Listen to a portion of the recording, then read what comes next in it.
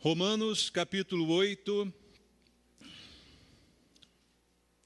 verso número 9. Os irmãos acharam? A palavra de Deus diz: vós, porém, não estáis na carne, mas no Espírito, se de fato o Espírito de Deus habita em vós. E se alguém não tem o Espírito de Cristo, esse tal não é dele. Amém.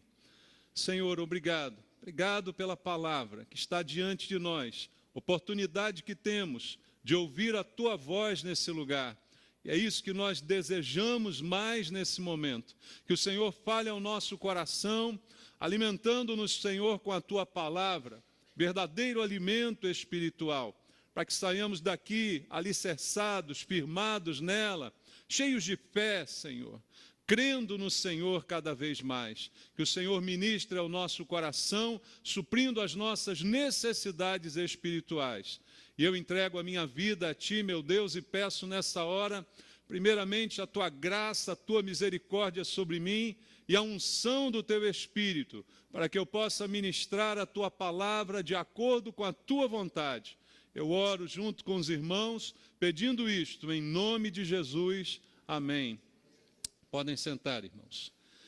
Amados, aqui está um texto do apóstolo Paulo com uma mensagem simples e direta, dizendo que os cristãos, é para eles que Paulo está falando.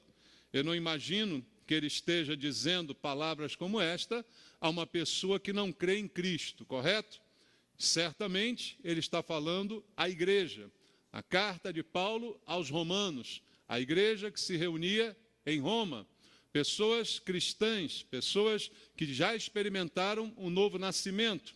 E por isso ele afirma a essas pessoas: vocês não estão na carne, vocês estão no Espírito, Espírito com letra maiúscula, referindo-se ele ao Espírito Santo. Vocês não estão na carne, vocês estão no Espírito, se de fato o Espírito de Deus habita em vocês. Sabemos pela Bíblia que aquele que se une ao Senhor se torna um espírito com Ele. Já vimos isso semana passada.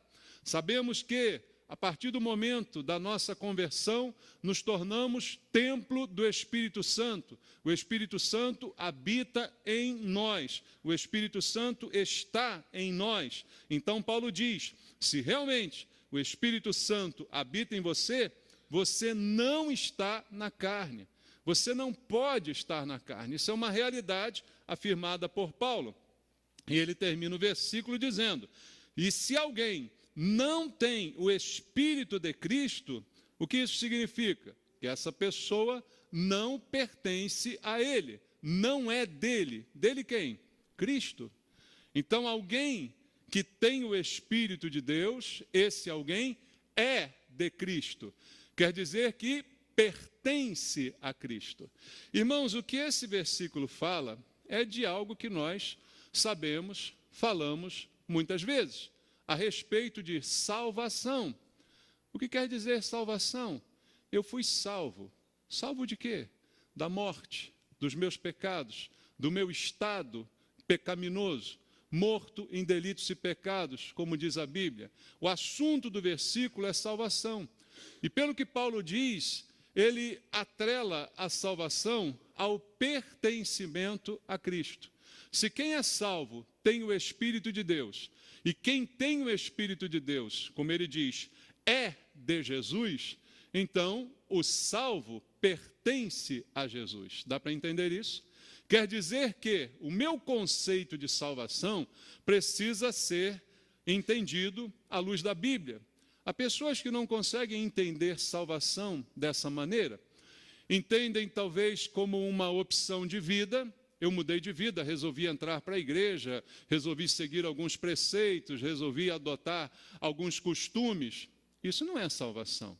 Você pode se associar a vários grupos, a adotar os costumes deste grupo e nem por isso você foi salvo. Há grupos que têm alguns costumes que você adota, se torna diferente, usa um tipo de roupa, fala um tipo de palavra, a conversa muda, mas isso não quer dizer salvação. Pelo que diz a Bíblia, a salvação é ter o Espírito de Cristo. Se alguém não tem o Espírito de Cristo, esse alguém não é de Cristo. Salvação, então, é pertencer a Cristo. Então, queridos, esse é o entendimento que tem nos faltado a respeito de salvação. A nós, igreja do Senhor. Até dentro das igrejas ditas evangélicas, há divergências com relação ao significado de salvação. E uma das questões que fica realmente muito diferente nas igrejas a respeito da salvação, dessas opiniões divergentes sobre isso, é como é de fato a salvação e qual é a dimensão dela. Veja, não é uma simples opção de vida, como eu já falei a você, mas é uma questão de pertencer ou não a Jesus. É uma questão de eu ser ou não dele. Então, a grande pergunta que hoje traz muita divergência no meio evangélico é o seguinte: pode uma pessoa que se diz cristã perder a salvação? Você já fez essa pergunta? Ou você já ouviu essa pergunta? Ou você já ouviu diferentes opiniões a respeito desta pergunta? Um dito cristão que foi salvo pode, no decorrer da sua vida, por algum tipo de procedimento errado, perder a sua condição de salvo? Essa é a grande questão que precisa ser respondida. Muita gente, ao ouvir essa pergunta, quase que instantaneamente ou imediatamente diz: sim, um cristão pode perder a salvação. Qual o argumento para isso? Se não fosse assim, seria muito fácil se declarar salvo, sempre salvo, e aí eu poderia viver da maneira que eu quisesse, seria muito fácil e simples ser crente, eu poderia fazer qualquer coisa com a certeza de que nada que eu fizesse me tiraria da salvação.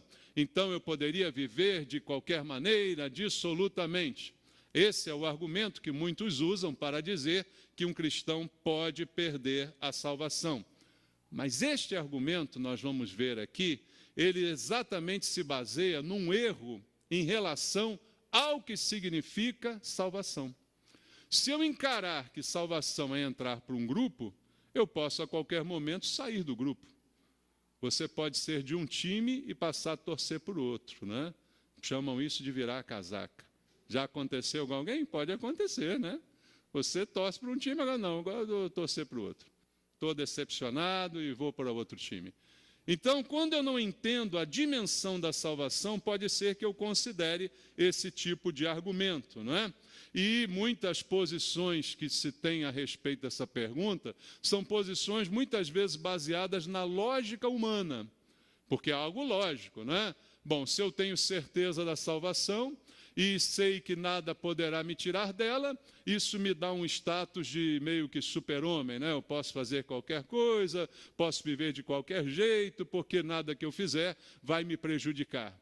É isso que a Bíblia diz, é coisas que nós vamos ver essa manhã. E outras vezes a gente abraça posições simplesmente porque a gente ouviu alguém dizer, a gente viu na televisão um pregador famoso falar, a gente leu um livro a respeito, e aí eu abraço aquela posição, sem olhar para a Bíblia Sagrada, para saber o que a Bíblia realmente diz sobre isto. Eu simplesmente adoto uma posição que eu ouvi de alguém, que eu entendi como sendo a da maioria, e eu não quero ser diferente, então eu adoto essa posição. Para entender, então, essas questões, a gente vai olhar para a Bíblia essa manhã e tentar trazer uma resposta a essa simples pergunta. Veja, quando eu examino as Escrituras, aí sim eu posso ter uma conclusão a respeito. Um texto conhecido sobre isso, só para ilustração, está em Atos 17, versículo 11. Em Atos 17, verso 11, diz: ora, estes de Bereia eram mais nobres que os de Tessalônica, pois receberam a palavra com toda a avidez, examinando as Escrituras, quantas vezes? Todos os dias, para ver se as coisas eram de fato assim. Esses cristãos ouviram a palavra, creram nela, mas todos os dias examinavam a Escritura, a Bíblia Sagrada, para entender se aquilo que estava sendo dito estava realmente de acordo com o texto sagrado. Ou seja, a nossa fé não é cega. Você tem cabeça para pensar, amém? Você tem olhos para ver. Você pode, por sua própria iniciativa, olhar para a Bíblia, entendê-la por você mesmo, e não pela palavra de alguém, não pelo que alguém está dizendo, mas por evidências que você possa confrontar nas Sagradas Escrituras. E o exemplo de Bereia é esse aqui, que cai muito bem nesse assunto. Então, muita gente hoje se confunde a esse respeito. Por quê? Existem versículos na Bíblia que parecem se contradizer a este respeito nas Escrituras Sagradas. Mas, primeira coisa, a Bíblia não se contradiz, posso garantir a você.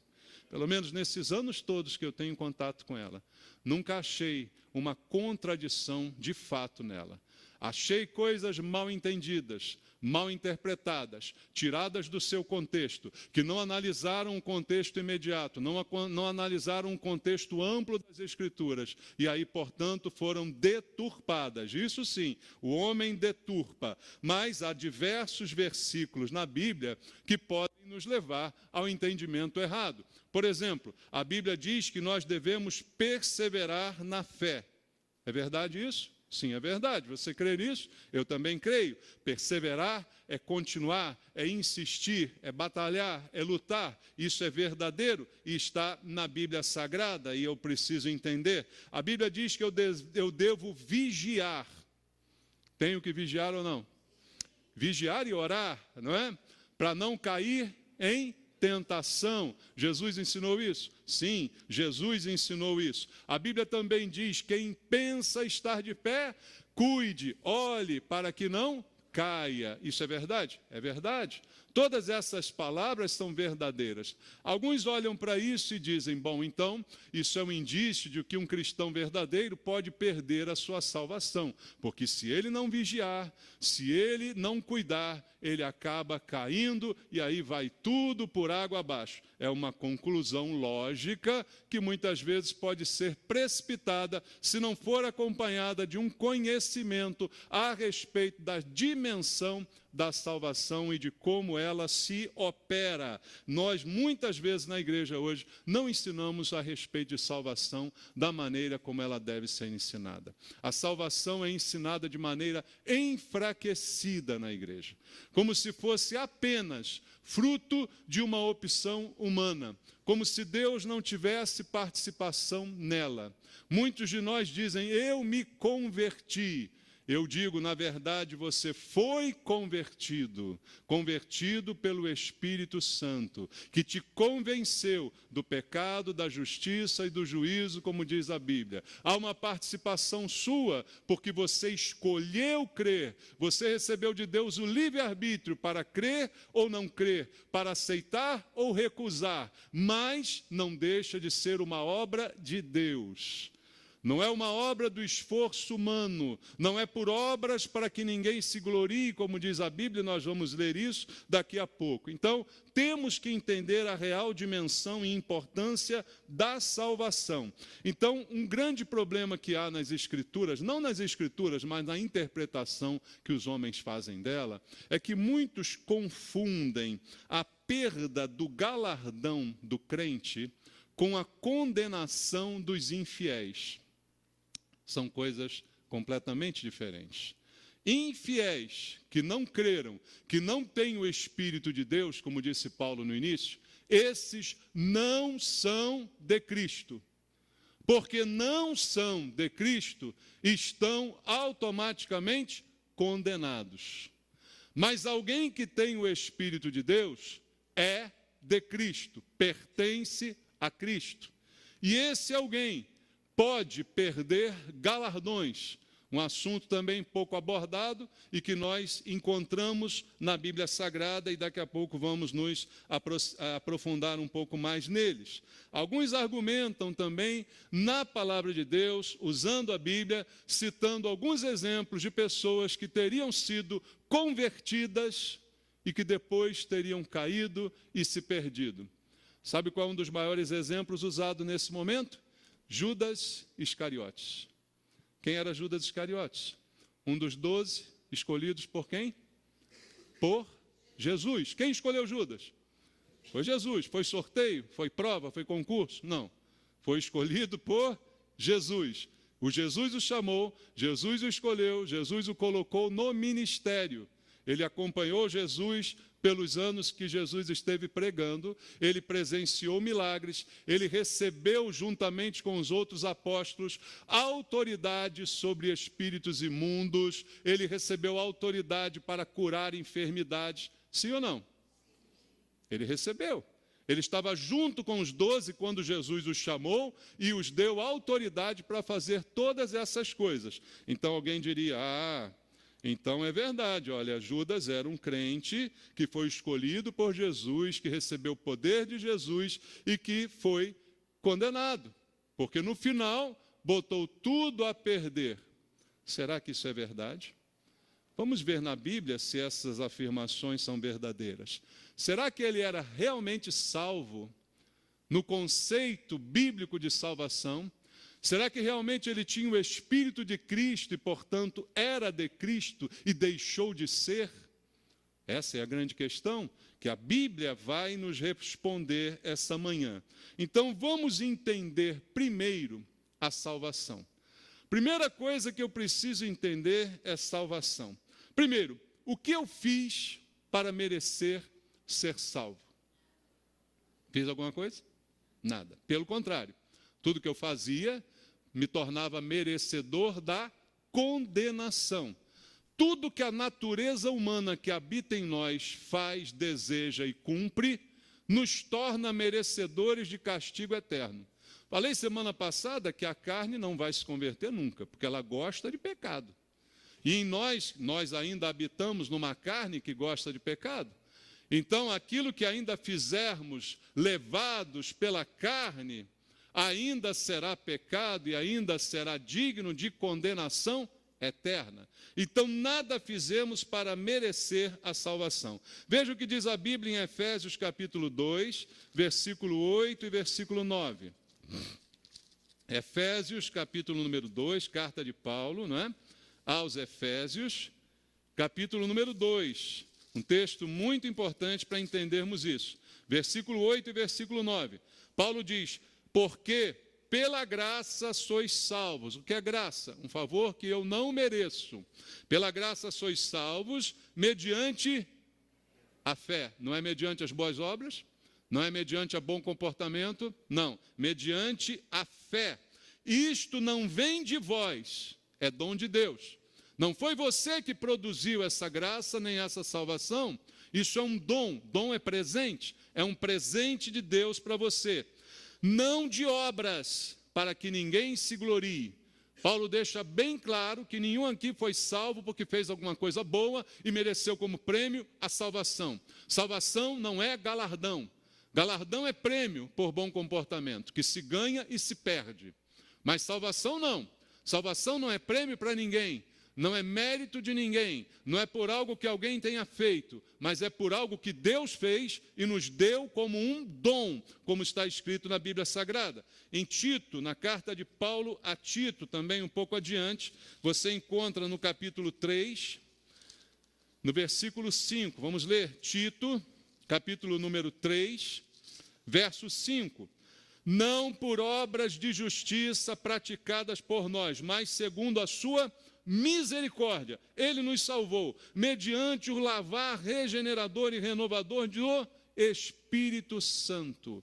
Fomos salvos pelo lavar de Deus. O lavar do Espírito Santo que nos lavou, habitou em nós e por isso passamos a pertencer a Deus. E fomos salvos por misericórdia. Não é o que está escrito aqui? Não foi por obras que eu e você tenhamos praticado, mas porque Deus agiu por misericórdia. Misericórdia, ao contrário da graça, é não me dar aquilo que eu mereço. A graça é eu receber o que eu não mereço. A misericórdia é eu não receber o que de fato mereço. Deus agiu com misericórdia e não nos condenou pela sua graça, nos deu o presente da salvação, que não foi por nada que a gente tenha feito. Então, a conclusão que chegamos, não há mérito nenhum na nossa fé. A nossa fé nos fez salvos, mas não é meritória, não é um prêmio por ela a salvação, não é uma recompensa por ela. Tudo nela depende do alvo.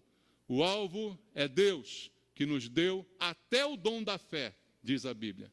Até o dom da fé, quem nos deu foi Ele. A salvação é mediante, através, como diz a palavra do Senhor, não é? E o mérito está no Salvador e não na vítima. Veja, você está morrendo afogado em alto mar.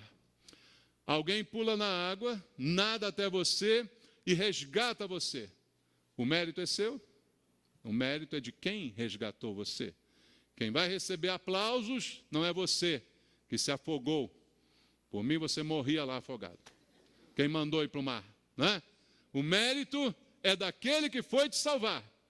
O mérito é dele, não é de nenhum de nós. Nenhum de nós tem mérito na salvação, mas sim daquele que foi. Veja agora em Efésios, ainda capítulo 2. Agora, desta vez, vamos ler o capítulo 2, no versículo número 1. Efésios 2, 1. Ele vos deu vida, estando vós mortos nos vossos delitos e pecados. É o símbolo do afogamento. Você está lá afogando, já afogou alguma vez? Passou o filme da sua vida, né? E você mergulhava, a água entrava, você subia, meu Deus, já era. Já passou por isso? Passa o filme diante de você. Não há nada que você possa fazer para sair daquela situação. Não há nada por esforço próprio que você consiga para te livrar daquilo. Você estava morto. Não tinha esperança para você. Mas Ele foi lá e te salvou. Então você saiu da morte para a vida. Esse é o símbolo da salvação realizada em Cristo.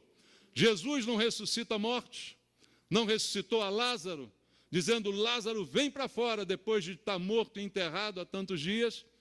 É isso que Jesus faz, quando salvou cada um de nós. Estava morto, condenado, afogando-me, sem nenhuma esperança ou expectativa de sair daquele buraco, mas fui ressuscitado por Cristo. Salvação é um símbolo da ressurreição. Então, eu não apenas decido se quero viver ou continuar morto, mas Deus faz isso em mim. Há uma decisão. Eu quero viver. Amém? A minha decisão é dizer, eu quero ser salvo. Mas quem salva é Deus. Quem demanda todo o esforço para chegar a mim e me resgatar é Deus. Agora pensa, você está morrendo afogado, vem um cara te salvar e você diz, não quero, me deixa aqui morrer. Aí você morre. Morre ou não morre? Morre. Né? Então você só teve que dizer, me salva, eu quero. É assim a salvação. É você dizer, eu quero ser salvo, me salva. Aí quem faz tudo isso? Deus. Deus faz tudo isso. Todo mundo entendeu isso? Isso aí é ponto pacífico, eu acho que em todo mundo. Quem pensa que perde, quem pensa que não perde, todo mundo acho que crê até aí igualzinho ao que eu disse aqui, né? Porque sabemos que não é mérito nenhum. O problema está no segundo passo. Bom, fui salvo, estava me afogando, disse eu quero. Jesus pegou, me tirou da morte para a vida. E eu não morri, continuei vivo. E agora eu tenho a verdadeira vida, porque Jesus disse, eu vim para que tenham vida e a tenham em abundância. Então não apenas me tirou da morte, como me deu a verdadeira vida. Agora eu tenho a vida, porque Cristo me salvou. E aí o que eu faço para me manter salvo? É nesse momento que começa a divergência. Muita gente aceita que foi salva pela graça.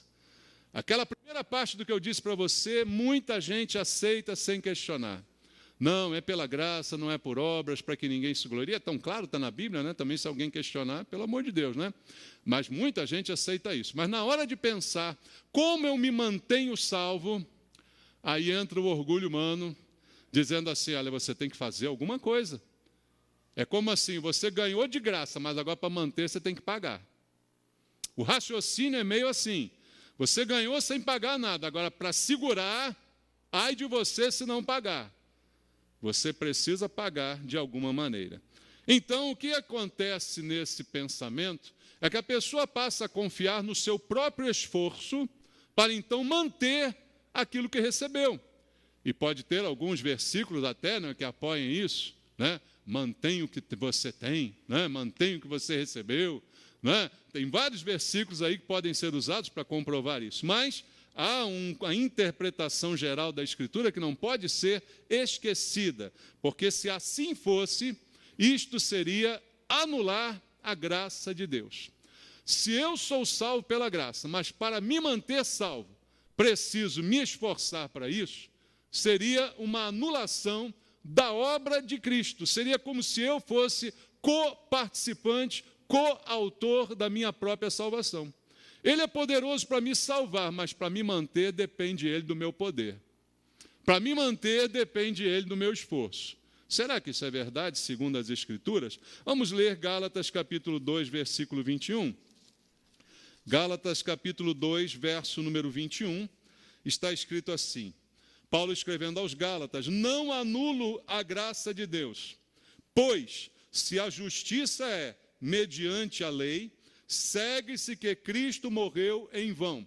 Por que Paulo escreveu isso aos Gálatas? Porque os Gálatas, uma igreja de cristãos, estava sendo contaminada com o ensino dos judeus, que disseram assim: não, vocês receberam a Cristo, muito bem, legal, nós também somos de Cristo, mas para a gente permanecer de Cristo, a gente tem que obedecer à lei judaica.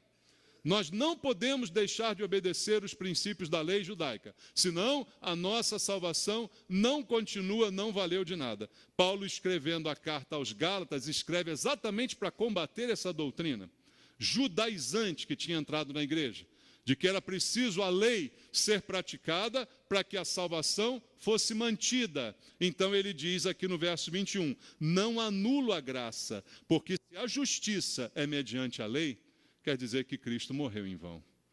Quer dizer que ele não tem tanto poder assim. Tem poder para me salvar, mas não tem poder para me segurar. Tem poder para me salvar, mas não tem poder para me manter. Então, queridos, eu preciso entender que as minhas obras são frutos da minha fé e não causa da minha salvação. Quando Paulo diz lá em Efésios, vamos voltar lá, Efésios capítulo 2, versículo 10, ele afirma: somos feitura dele, criados em Cristo Jesus, para quê? Para boas obras, as quais Deus de antemão preparou para que andássemos nelas. Depois de dizer que não é de obras para que ninguém se glorie, está no verso 9, Paulo diz assim, olha, nós, a partir de agora, somos feitura de Cristo, ou seja, fomos feitos, estava morto, ressuscitei para uma nova vida, agora tenho uma nova vida, fui feito por Jesus, Jesus me fez, agora pertenço a Jesus, e para que Ele me fez? Fui criado para as boas obras. As boas obras não me salvam, mas eu fui criado para as boas obras, as quais Deus de antemão preparou para que eu andasse nelas. Veja como Deus tem o controle de tudo. Veja como Deus tem tudo arquitetado, irmãos. Tudo controlado. Ele salva você pelo seu poder. Você quer a salvação e diz sim a Ele. E aí você passa a ser uma nova vida, criada para fazer boas obras. Porque as obras boas que você faz agora, Deus preparou para você fazer. É como se fosse no futebol assim, Deus fez a jogada toda, driblou todo mundo, deu o passe na cara do gol e disse assim, agora chuta.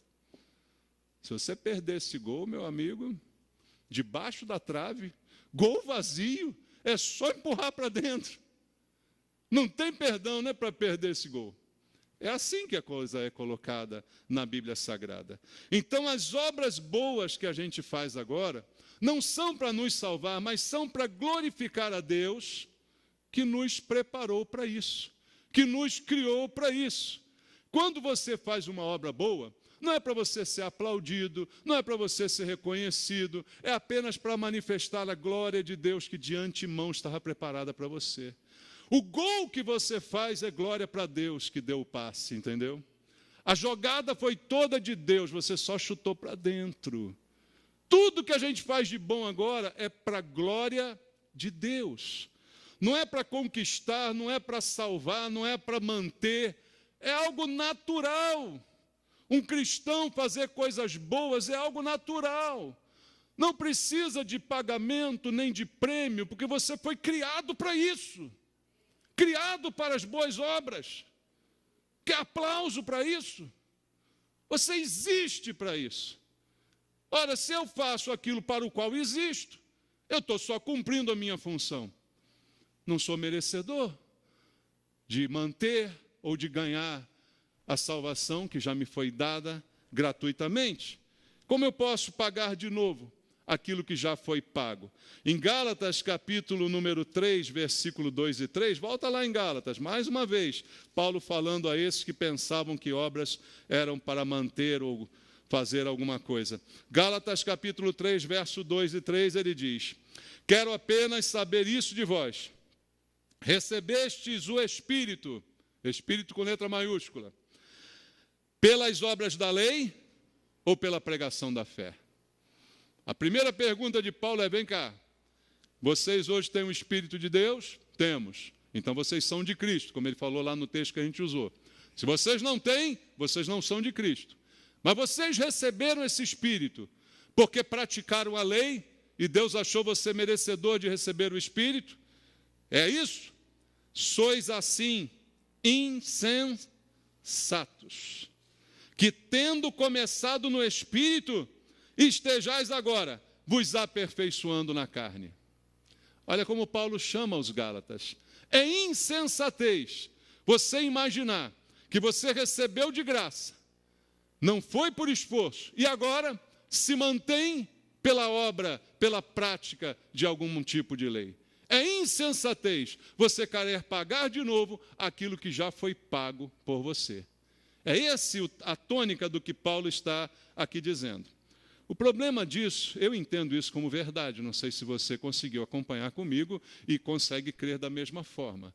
Mas o grande problema dessa doutrina bíblica é que alguns ouvindo tudo isso dirão assim: bom, então por que vigiar?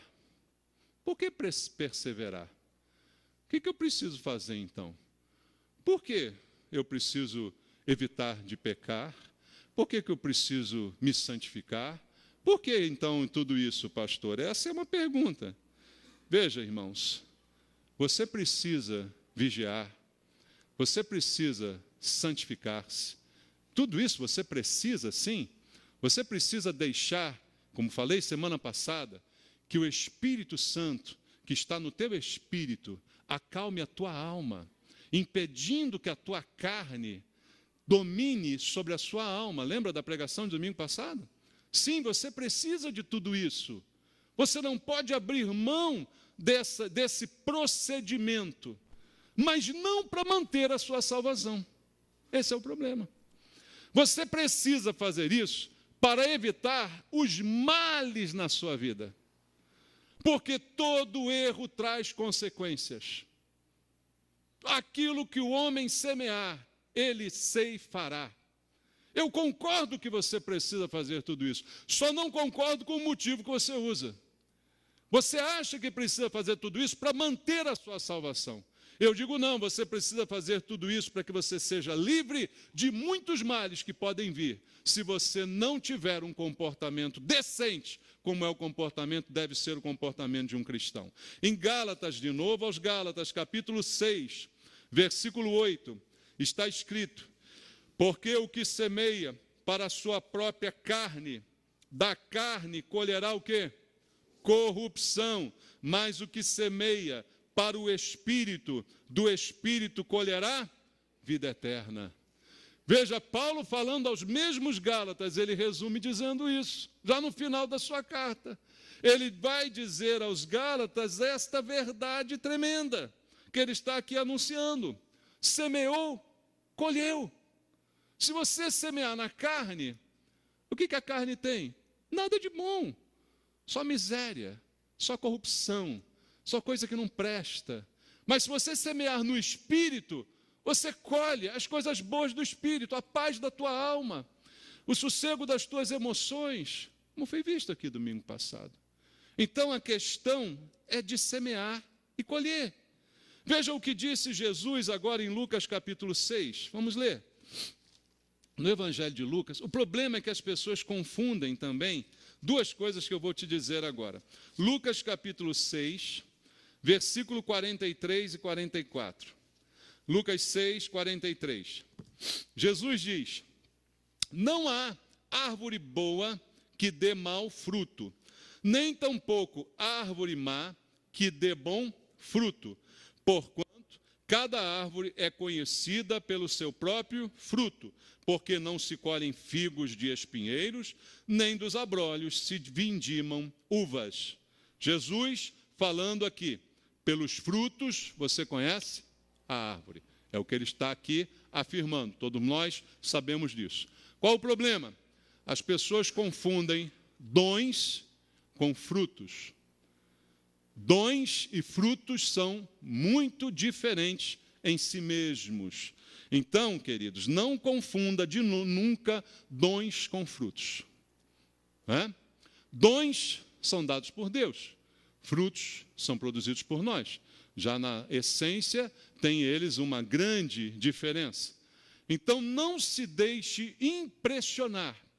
O que faz a gente se confundir a respeito dessa doutrina é a impressão que nós temos pelos nossos olhos. Nos deixamos impressionar por coisas que vemos. E não são poucas as pessoas que chegam para mim e dizem: pastor, eu ouvi essa pregação, mas olha, eu conheci um pastor que foi pastor durante 20 e poucos anos na igreja. Depois largou tudo, foi para o mundo, morreu, foi para o inferno. Você está confundindo dons com frutos. E aí é o que a Bíblia vai nos mostrar nesse momento. Jesus, ele deu aos seus apóstolos dons. Deu ou não deu? Falei para você ainda agora. Chamou os 12 e os enviou. Pregar o evangelho, curar enfermos, expulsar demônios. Isso são dons presentes que foram dados por Deus. Poder para que eles agissem naquele poder para fazer algo que Deus queria fazer. O que Deus queria fazer? Libertar gente de demônios, curar gente de enfermidades, que as pessoas ouvissem a palavra. Então Deus deu dons àqueles homens para que eles fizessem o que Deus queria que fizessem com a eficácia que Deus queria que fosse feito. Então, para isso, Deus deu dons. Um dos 12, Judas, recebeu os dons? Recebeu. Recebeu o poder? Recebeu. Mas Judas não dava bons frutos. Ele tinha o dom, mas ele não tinha fruto. Veja, você pode expulsar demônios, você pode pregar muito bem, você pode botar a mão, curar pessoas, com a oração da fé, porque tudo isso é Deus que faz através de você. Mas os frutos é você que produz. Olha a diferença. Judas pôde expulsar demônios, Judas pôde ensinar, Judas pôde curar, porque Deus estava fazendo através dele. E Deus pode fazer através de qualquer um, até de um jumento. Lembra de jumento conversando com Balaão? Até o jumento na mão de Deus prega. Olha aqui um aqui. Até um jumento na mão de Deus pode pregar. É só Deus usar. Usou.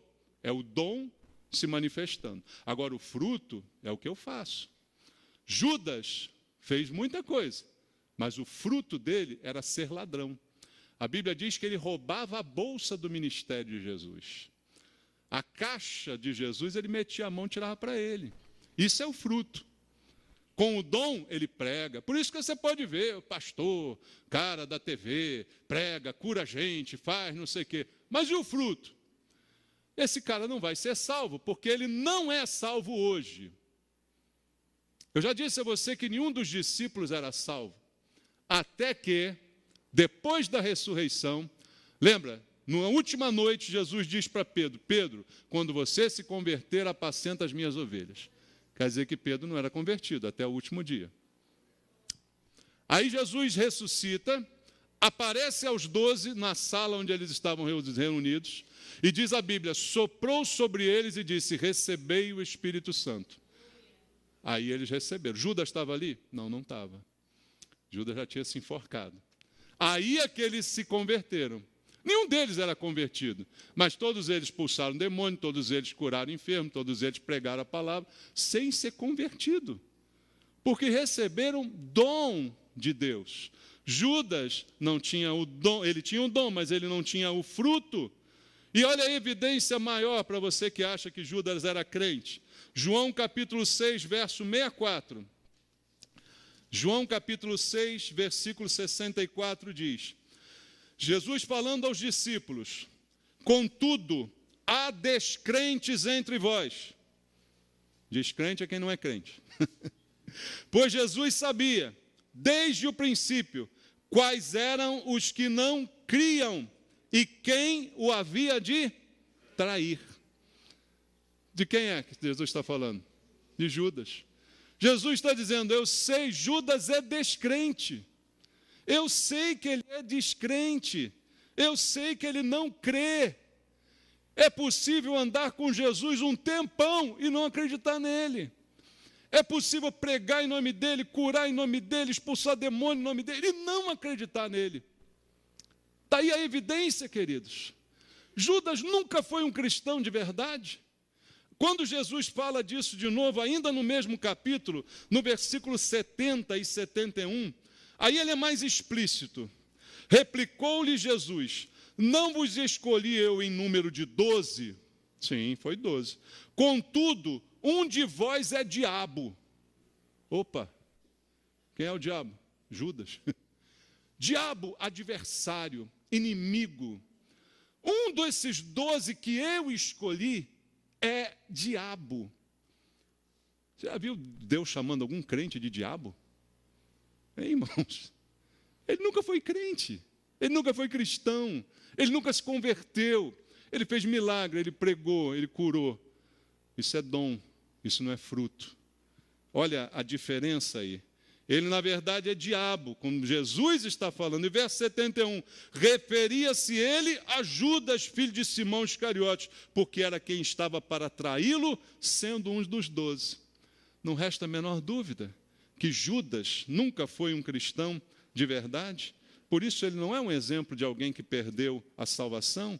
Em João capítulo 13, agora, versículo 10 e versículo 11. João 13, 10 e 11 diz: declarou-lhe Jesus: quem já se banhou não necessita de lavar senão os pés. Quanto ao mais, está todo limpo. Ora, vós estáis limpos, mas não todos. Pois ele sabia quem era o traidor. Por isso que disse: nem todos estáis limpos. Judas ouviu, Judas andou, Judas esteve perto, mas isso não foi suficiente para limpá-lo, irmãos. Esse é o grande problema que a gente precisa entender. E aí começam, por conta disso, até com boa intenção, mas como eu já disse, de boa intenção o inferno está cheio, alguns argumentos são colocados na Bíblia para desmentir isso que eu estou dizendo a você, que um crente pode perder a salvação. Veja, 2 de Pedro, capítulo 2, verso 21 e 22. Esse exemplo que é colocado por muitos que acreditam nisso, na verdade é um exemplo que colabora com o que eu estou dizendo. Veja só, 2 de Pedro, capítulo 2, segunda epístola de Pedro, capítulo número 2, versículo 21 e 22. Versículo também bem conhecido. Diz assim: pois melhor lhes fora nunca tivessem conhecido o caminho da justiça, do que após conhecê-lo, volverem para trás, apartando-se do santo mandamento que lhes fora dado. Com eles aconteceu o que diz certo adágio verdadeiro: o cão voltou ao seu próprio vômito, e a porca lavada voltou a revolver-se no lamaçal. Alguns usam esse versículo para dizer assim: está vendo? Um crente pode perder a salvação. Ele pode ficar na igreja muito tempo, e era melhor até que ele nunca tivesse conhecido, porque ele pode voltar à lama, ele pode voltar ao vômito, ele pode voltar a tudo aquilo de ruim que praticou. Irmãos, esse versículo é exatamente o contrário disso. O que Pedro está dizendo aqui é: melhor lhes fora nunca tivessem conhecido o caminho da justiça. Talvez para Judas fosse melhor que Jesus nunca tivesse chamado ele. Pelo menos não ia morrer enforcado. Foi pior para Judas, porque ele não mudou, apesar de tudo que Deus investiu nele. Apesar de tudo que Deus investiu na vida dele, ele não mudou. Era melhor que ele não tivesse conhecido, porque conhecer e voltar atrás, apartando-se do santo mandamento que foi dado, isso é terrível. O que acontece com as pessoas que se encaixam nisso aqui, é o que ele diz no verso 22. O que aconteceu com eles é o que diz o ditado: o cão voltou ao vômito, a porca lavada voltou a revolver-se na lama. Pedro está falando aqui de falsos irmãos, não de crentes verdadeiros. Pedro está falando do joio. Jesus disse que o joio habita junto com o trigo. Numa igreja nem todo mundo é crente verdadeiro. Tem muito joio. No grupo de 12 de Jesus tinha um que era diabo. Imagina na igreja quanto diabo não tem aqui. Hein, irmão? Já parou para pensar nisso? Se em 12 tinha um diabo, aqui tem 200 aqui, quantos diabos tem? Dá para fazer a proporção aí, ó. 10% é diabo. Tem uns 20 diabos andando por aqui. Olha o problema. Então Pedro está falando de falsos irmãos, de joio que se infiltra no meio do trigo. É isso que ele está falando. Se aproveitam das bênçãos. Porque onde Jesus há, tem bênçãos. Onde Jesus está, tem bênçãos. Judas se aproveitou das bênçãos, tanto que até roubou do dinheiro que Jesus levava. Então, essas pessoas, no meio dos irmãos, são abençoadas. Elas desfrutam de um clima gostoso, agradável, de paz, de harmonia, que não se encontra no mundo. Muitas vezes elas até provocam esse clima para atrapalhá-lo, não é? E trazem confusão para dentro da igreja. Mas, na verdade, elas nunca experimentaram uma mudança. Nunca saíram do seu estado natural. Nunca foram recriadas por Deus para as boas obras. Nunca nasceram de novo. Por isso que o cão volta ao seu próprio vômito. Você já viu o cão comendo vômito? Ai, meu Deus, misericórdia. Já viu? Ele faz isso. Por que o cão come vômito? Você não, aquele seu cãozinho bonitinho, você cria ele com leitinho, se bobear ele come vômito. Por quê? Porque é próprio do cão. É da natureza do cão. A natureza do cão faz ele comer vômito. Ele lambe o dedão do seu pé, que é o quê? Né? Isso é a natureza do cão. A porca lavada voltou-se a revolver na lama.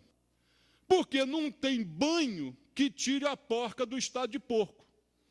Você pode pegar uma porca, agora está na moda ter porquinho, já viu?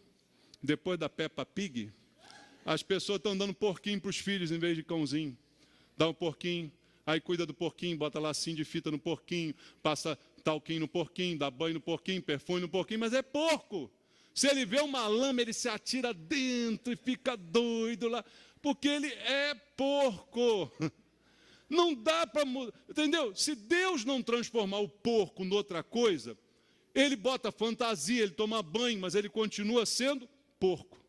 Estar dentro de uma igreja não transforma um pecador num crente. Ele pode andar parecido com a gente, pode botar roupa parecida, pode falar o jargão dos crentes, mas ele é porco.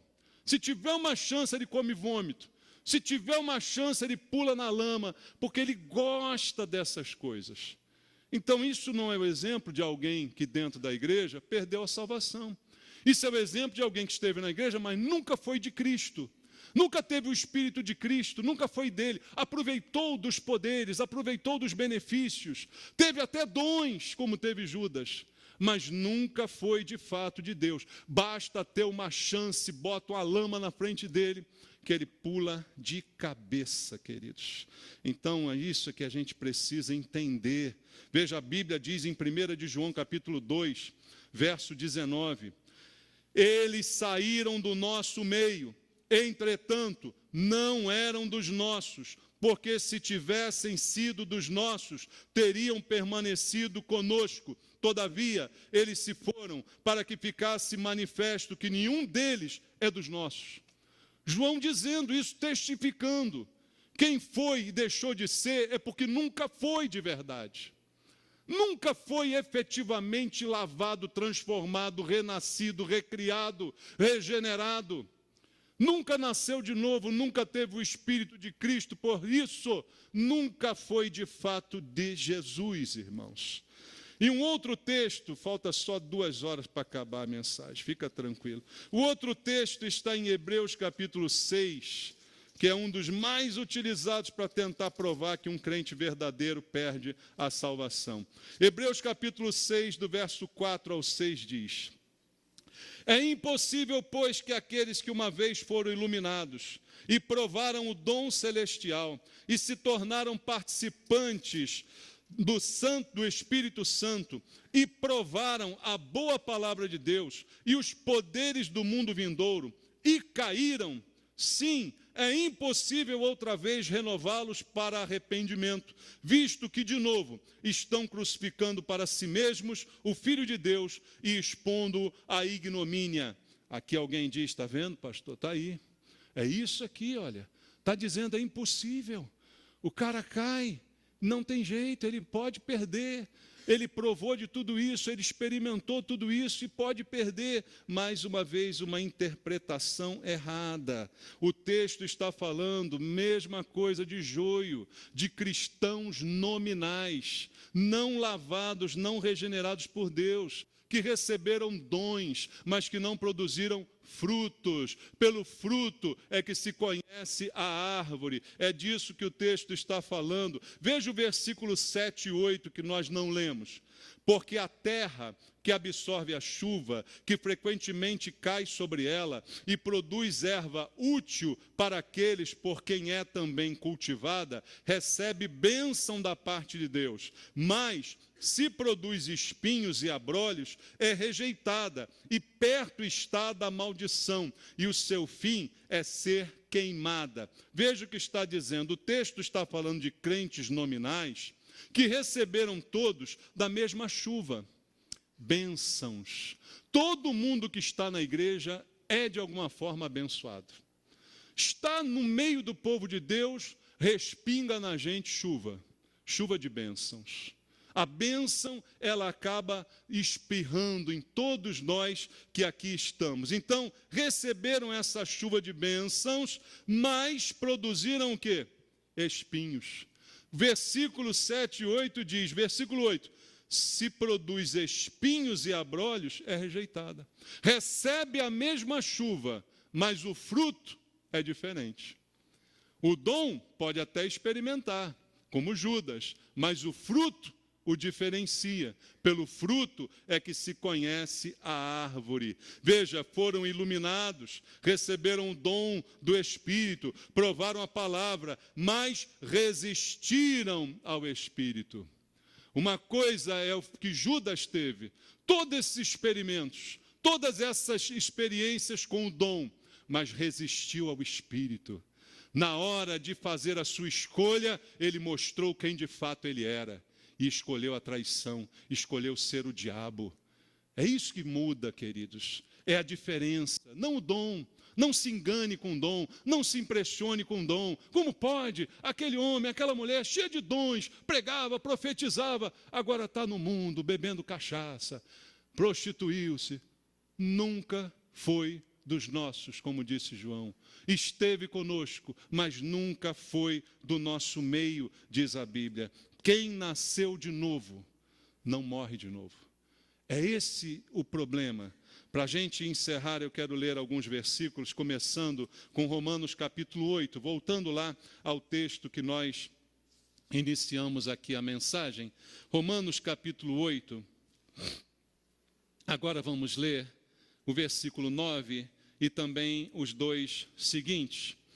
Vós, porém, não estáis na carne, mas no Espírito, se de fato o Espírito de Deus habita em vós. E se alguém não tem o Espírito de Cristo, esse tal não é dele. Se, porém, Cristo está em vós. O corpo, na verdade, está morto por causa do pecado, mas o Espírito é vida por causa da justiça. Se habita em vós o Espírito daquele que ressuscitou a Jesus dentre os mortos, esse mesmo que ressuscitou a Cristo Jesus dentre os mortos, vivificará também o vosso corpo mortal por meio do seu Espírito que em vós habita.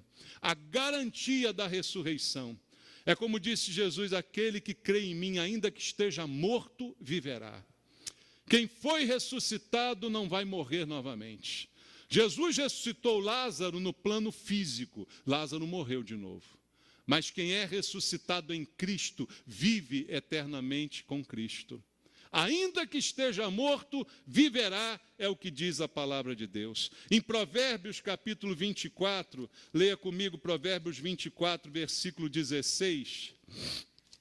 Provérbios capítulo número 24, no verso número 16, diz assim: porque 7 vezes cairá o justo e se levantará, mas os perversos são derribados pela calamidade. O justo pode até cair, mas o Senhor é poderoso para o levantar. O justo pode até experimentar um momento ruim na sua vida, mas o Senhor é poderoso para o levantar, porque ele foi criado por Cristo Jesus para boas obras que Deus de antemão preparou para ele andar nelas. Veja, João capítulo número 10, olha só o que a Bíblia diz, palavras para certeza, para tocarem no nosso coração, para nos darem confiança em Cristo, não para pecarmos. João capítulo 10, versículo 27 e 28 diz: as minhas ovelhas ouvem a minha voz, eu as conheço, elas me seguem, eu lhes dou a vida eterna, jamais perecerão e ninguém as arrebatará da minha mão. Quem prometeu isso não foi o pastor Maurício. Quem prometeu isso foi Jesus. A ovelha ele segura na mão. Quem tem o Espírito é dele, pertence a ele. Jesus não perde o que lhe pertence. Jesus não joga fora aquilo que é dele. Ninguém tira algo que está na mão de Jesus. E ele diz que as suas ovelhas estão na sua mão. E para terminar, João capítulo 5, versículo número 24, ele diz: em verdade vos digo, quem ouve a minha palavra e crê naquele que me enviou, tem a vida eterna, não entra em juízo, mas passou da morte para a vida. Tem, não vai ter, tem vida eterna, não morre de novo. Jesus ressuscitou, não morre de novo. Passou da morte para a vida. Está nas mãos do Salvador. Isso não é licença para pecar. Isso é certeza da salvação. É certeza que Deus me chamou para produzir frutos bons, porque eu sou uma árvore boa plantada pelo Senhor. Eu sou um carvalho de justiça. Amém? Plantado pelo Senhor para a sua glória. Não é licença para pecar, pelo contrário, isso me dá mais temor ainda, para não decepcionar aquele que me salvou sem eu merecer, aquele que faz tanto por mim, sem eu nada fazer para merecer em troca. É ele que merece o nosso respeito, não por medo da gente perder a salvação, mas pela certeza de que estou nas mãos dele e que nada nem ninguém pode me separar do seu amor. Que você entenda isso, que você valorize isso, que isso seja o teu maior estímulo para não pecar contra ele, para não decepcionar aquele que tanto te ama. Guarde a palavra no teu coração. Essa certeza é segurança para você, e é essa segurança que a gente tem que ter em Jesus. Vamos louvar ao Senhor nosso Deus.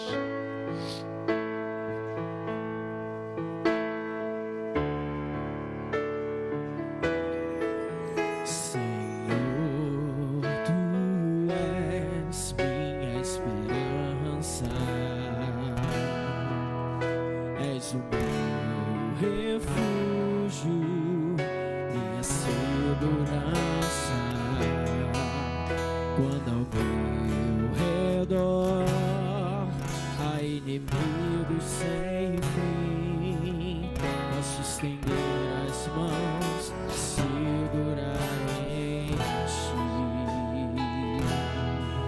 Senhor, tu és minha esperança, és o meu refúgio, minha segurança, quando ao meu redor há inimigos sem fim.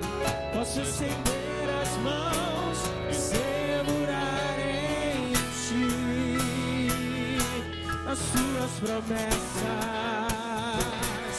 na tua palavra, no teu amor por mim, que nunca me deixa só. As tuas promessas, na tua palavra, no teu amor por mim, que nunca me deixa só. Na sombra de tuas asas eu posso descansar, sob as suas penas mal algum me alcançará. Tu és minha morada, ó Altíssimo. Livra-me, Senhor, pois a ti me apeguei com amor. Vamos orar, irmãos. Fala com Deus agora. Como diz esse hino que cantamos, se apegue a Deus com amor, se apegue a Deus de todo o teu coração, reconheça aquele que te salvou, aquele que fez tudo sem você merecer nada, aquele que é o autor e consumador da fé. Se apegue a Ele, porque a mim se apegou com amor, eu o livrarei e o colocarei a salvo, diz a palavra de Deus. Apegue-se ao Senhor de todo o teu coração. Ele te salvou, Ele te mantém. Descansa no Senhor. Que as boas obras sejam naturais da tua vida, não produzidas por medo, não produzidas para ganhar alguma coisa de Deus, mas porque você foi salvo para isso, salvo para ser diferente, para ser uma pessoa transformada. Pai amado, fala ao coração do teu povo essa manhã.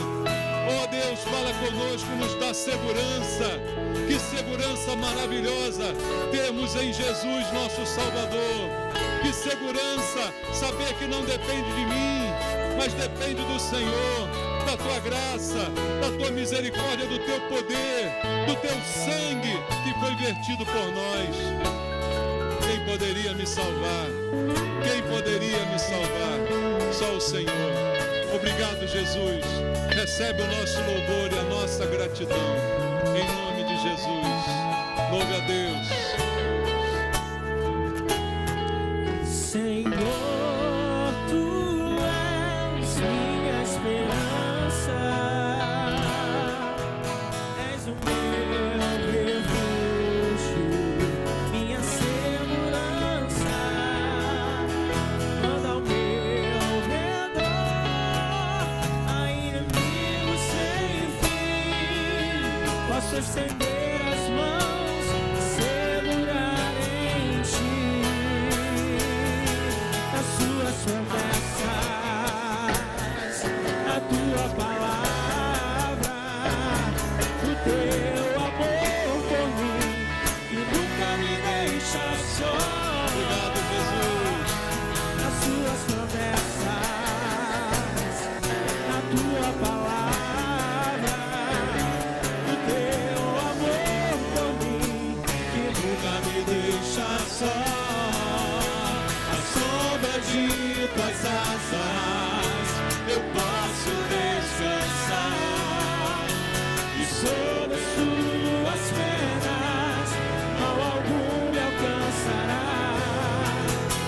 Tu és minha morada, ó Altíssimo. Livra-me, Senhor, pois a ti me apeguei com amor.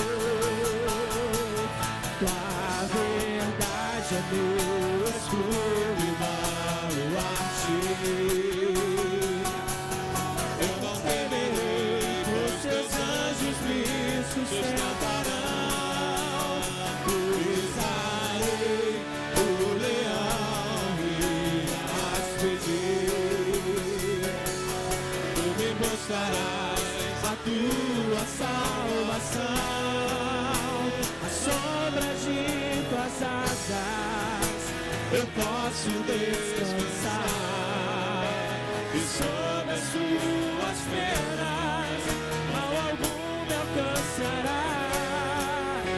Tu és minha morada, ó Altíssimo.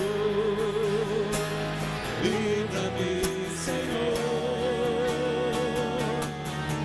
pois a ti me apeguei com amor. Tu és minha morada, ó Altíssimo. Livra-me, Senhor, pois a ti me apeguei com amor. Jesus, obrigado, Senhor. Obrigado, Jesus. Recebe o nosso culto, Senhor. Glória a Deus.